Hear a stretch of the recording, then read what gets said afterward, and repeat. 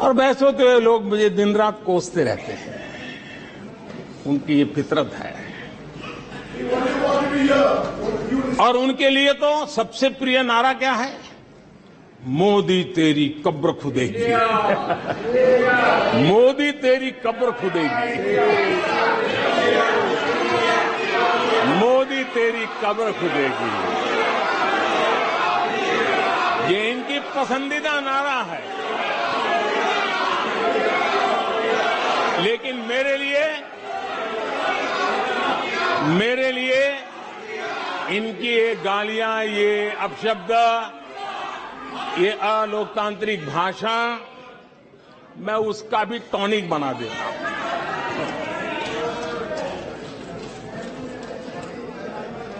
और ये ऐसा क्यों करते हैं और ये क्यों होता है?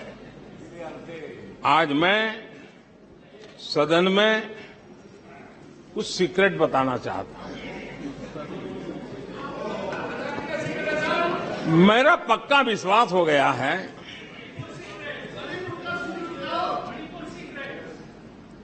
कि विपक्ष के लोगों को एक सीक्रेट वरदान मिला हुआ है। हाँ,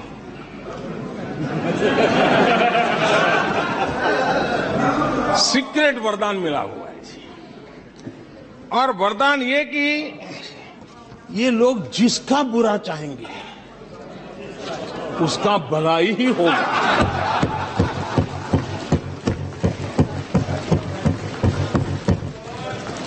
एक उदाहरण तो आप देखिए, मौजूद है। 20 साल हो गए, क्या कुछ नहीं हुआ, क्या कुछ नहीं किया गया, लेकिन भलाई होता गया। तो आपको बड़ा सीक्रेट वरदान है जी। और मैं 3 उदाहरण से ये सीक्रेट वरदान को सिद्ध कर सकता हूं जी। आपको ध्यान होगा कि इन लोगों ने कहा था बैंकिंग सेक्टर के लिए, बैंकिंग सेक्टर डूब जाएगा, बैंकिंग सेक्टर तबाह हो जाएगा, देश खत्म हो जाएगा, देश बर्बाद हो जाएगा, न जाने क्या क्या कहा था। और बड़े बड़े विद्वानों को विदेशों से ले आते थे, उनसे कहलवाते थे ताकि उनकी बात कोई न माने तो शायद उनकी मान ले। हमारे बैंकों की सेहत को लेकर के भांति भांति की निराशा, अफवाह फैलाने का काम इन्होंने पुरजोश किया। और जब इन्होंने बुरा चाहा बैंकों का, तो हुआ क्या? हमारी public sector banks net profit 2 गुने से ज्यादा हो गया। इन लोगों ने फोन बैंकिंग घोटाले की बात, इसके कारण देश को एनपीए के गंभीर संकट में डुबो दिया था। बीते दिनों की बात हो रही है, लेकिन आज जो उन्होंने एनपीए का अंबर लगा के गए थे, उसको भी पार कर करके और एक नई ताकत के साथ निकल चुके हैं। और आज सुबह निर्मला जी ने विस्तार से बताया है कि कितना प्रॉफिट हुआ है। दूसरा उदाहरण, हमारे डिफेंस के हेलीकॉप्टर बनाने वाली सरकारी कंपनी एचएएल, ये एचएएल को लेकर के कितनी भली बुरी बातें इन्होंने करी थी। क्या कुछ नहीं कहा गया था एचएएल के लिए, और इसका दुनिया पे बहुत नुकसान करने वाली भाषा का प्रयोग किया गया था। और एचएएल तबाह हो गया है, एचएएल खत्म हो गया है, भारत की डिफेंस इंडस्ट्री खत्म हो चुकी है।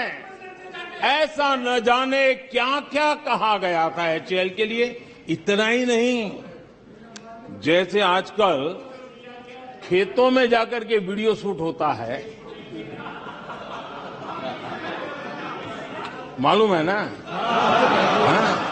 खेतों में जाकर के वीडियो शूट होता है ऐसा प्रकार का। हाँ। वैसा ही उस समय HAL फैक्ट्री के दरवाजे पर मजदूरों की सभा करके वीडियो शूट करवाया गया था और वहां के कामगारों को भड़काया गया था। अब तुम्हारा कोई भविष्य नहीं है, तुम्हारे बच्चे मरेंगे, भूखे मरेंगे, HAL डूब रहा है। देश की इतनी महत्वपूर्ण इंस्टीट्यूट को इतना बुरा चाहा, इतना बुरा चाहा, इतना बुरा कहा कि वो सीक्रेट आज HAL सफलता की नई बुलंदियों को छू रहा है। HAL ने अपना highest ever highest revenue register किया है। इनके जी भर करके गंभीर आरोपों के बावजूद भी वहां के कामदारों को, वहां के कर्मचारियों को उकसाने की भरपूर कोशिश के बावजूद भी आज HAL देश की आन बान शान बन के उठ रहा है। आदरणीय अध्यक्ष जी, जिसका बुरा चाहते हैं वो कैसे आगे बढ़ता है, मैं तीसरा उदाहरण देता हूं। आप जानते हैं LIC के लिए क्या क्या कहा गया था? LIC बर्बाद हो गई, गरीबों के पैसे डूब रहे हैं, गरीब कहां जाएगा, बेचारे ने बड़ी मेहनत से LIC में पैसा डाला है।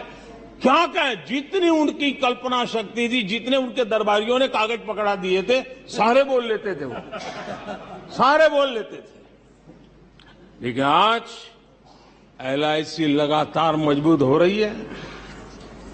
शेयर मार्केट में रुचि रखने वाले को भी ये गुरु मंत्र है कि जो सरकारी कंपनियों को ये लोग गाली देना, आप उसमें दांव लगा दीजिए साहब, अच्छा ही हो जाएगा।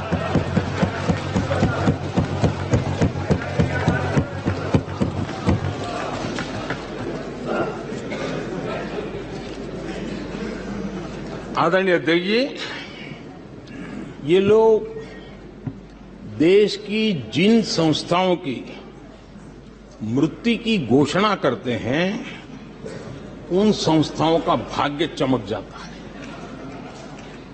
और मुझे विश्वास है कि ये जैसे देश को कोसते हैं, लोकतंत्र को कोसते हैं, मेरा पक्का विश्वास है देश भी मजबूत होने वाला है, लोकतंत्र भी मजबूत होने वाला है और हम तो होने ही वाले हैं। आदरणीय अध्यक्ष जी, ये वो लोग हैं जिन्हें देश के सामर्थ्य पर विश्वास नहीं। इन लोगों को देश के परिश्रम पर विश्वास नहीं है, देश के पराक्रम पर विश्वास नहीं है।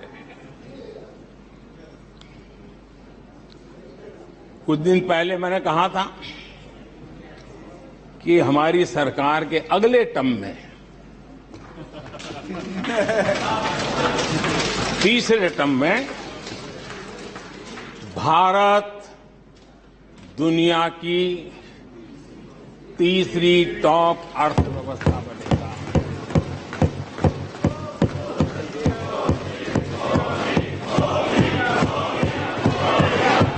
आदरणीय अध्यक्ष जी, आदरणीय अध्यक्ष जी, अब देश के भविष्य पर थोड़ा सा भी भरोसा होता जब हम ये क्लेम करते हैं कि हम